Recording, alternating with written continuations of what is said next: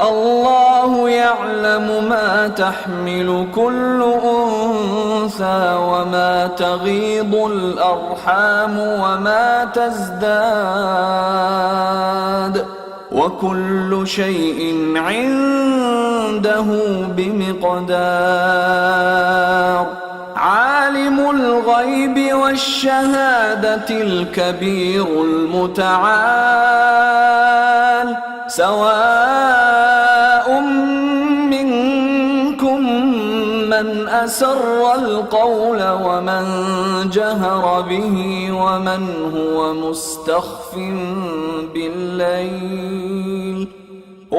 هو مستخف بالليل وسارب بالنهار. له معقبات من بين يديه ومن خلفه يحفظونه من أمر الله. إن الله لا يغير ما بقوم حتى يغيروا ما بأنفسهم. وإذا أراد الله بقوم سوءا فلا مرد له وما لهم من دونه من وال. هو الذي يريكم البرق خوفا وطمعا وينشئ السحاب الثقال ويسبح الرعد بحمده والملائكة من خيفته ويرسل الصواعق فيصيب بها من يشاء وهم يجادلون في الله وهو شديد المحال. له دعوة الحق والذين يدعون من دونه لا يستجيبون لهم بشيء إلا كباسط كفيه إلى الماء ليبلغ فاه وما هو ببالغه وما دعاء الكافرين إلا في ضلال. ولله يسجد من في السماوات والأرض طوعا وكرها وظلالهم بالغدو والآصال. قل من رب السماوات والأرض قل الله.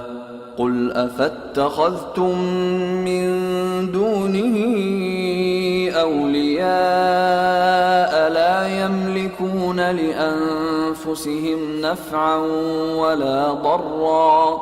قل هل يستوي الأعمى والبصير أم هل تستوي الظلمات والنور أم جعلوا لله شركاء خلقوا كخلقه فتشابه الخلق عليهم.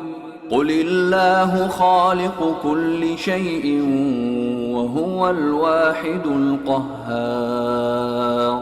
أنزل من السماء ماء فسالت أودية بقدرها فاحتمل السيل زبدا رابيا ومما يوقدون عليه في النار ابتغاء حلية أو متاع زبد مثله كذلك يضرب الله الحق والباطل فأما الزبد فيذهب جفاء وأما ما ينفع الناس فيمكث في الأرض كذلك يضرب الله الأمثال للذين استجابوا لربهم الحسنى والذين لم يستجيبوا له لو أن لهم ما في الأرض جميعا ومثله معه لافتدوا به أولئك لهم سوء الحساب ومأواهم جهنم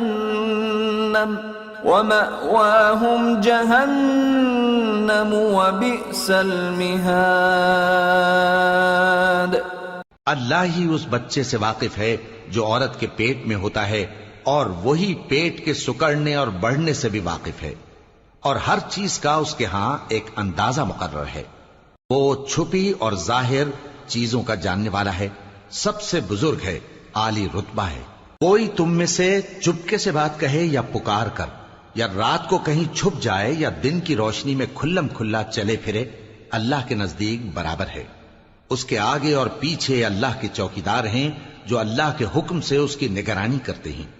اللہ اس نعمت کو جو کسی قوم کو حاصل ہے نہیں بدلتا جب تک کہ وہ اپنی حالت کو نہ بدلے، اور جب اللہ کسی قوم کے ساتھ برائی کا ارادہ کرتا ہے تو وہ پھر نہیں سکتی، اور اللہ کے سوا ان کا کوئی مددگار نہیں ہوتا۔ وہی تو ہے جو تم کو ڈرانے اور امید دلانے کے لیے بجلی دکھاتا اور بھاری بھاری بادل پیدا کرتا ہے، اور رعد اور فرشتے سب اس کے خوف سے اس کی تسبیح و تحمید کرتے رہتے ہیں۔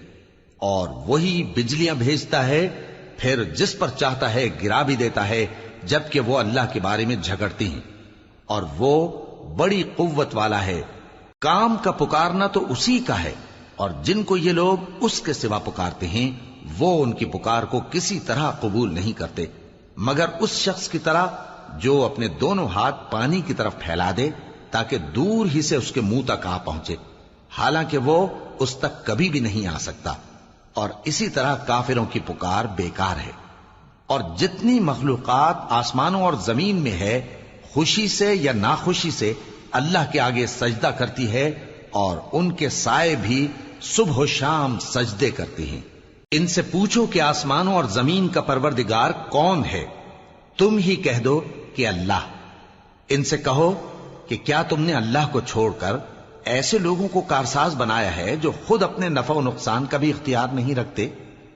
کہو کیا اندھا اور آنکھوں والا برابر ہیں؟ یا اندھیرا اور اجالا برابر ہو سکتا ہے؟ بھلا ان لوگوں نے جن کو اللہ کا شریک مقرر کیا ہے، کیا انہوں نے اللہ کسی مخلوقات پیدا کی ہے جس کے سبب ان کے لیے مخلوقات مشتبہ ہو گئی ہے؟ کہہ دو کہ اللہ ہی ہر چیز کا پیدا کرنے والا ہے، اور وہ یکتا ہے، بڑا زبردست ہے۔ اسی نے آسمان سے مے برسایا، پھر اس سے اپنے اپنے اندازے کے مطابق نالے بہ نکلے، پھر پانی پر پھولا ہوا جھاگ آ گیا۔ اور جس چیز کو زیور یا کوئی اور سامان بنانے کے لیے آگ میں تپاتے ہیں اس میں بھی ایسا ہی جھاگ ہوتا ہے۔ اس طرح اللہ حق و باطل کی مثال بیان فرماتا ہے۔ سو جھاگ تو سوکھ کر زائل ہو جاتا ہے، اور پانی جو لوگوں کو فائدہ پہنچاتا ہے وہ زمین میں ٹھہرا رہتا ہے۔ اس طرح اللہ صحیح اور غلط کی مثالیں بیان فرماتا ہے تاکہ تم سمجھو۔ جن لوگوں نے اللہ کے حکم کو قبول کیا ان کی حالت بہت بہتر ہوگی، اور جنہوں نے اس کو قبول نہ کیا، اگر روئے زمین کے سب خزانے ان کے اختیار میں ہوں تو وہ سب کے سب اور ان کے ساتھ اتنے ہی اور نجات کے بدلے میں صرف کر ڈالیں، مگر نجات کہاں؟ ایسے لوگوں کا حساب بھی برا ہوگا، اور ان کا ٹھکانہ بھی دوزخ ہے، اور وہ بری جگہ ہے۔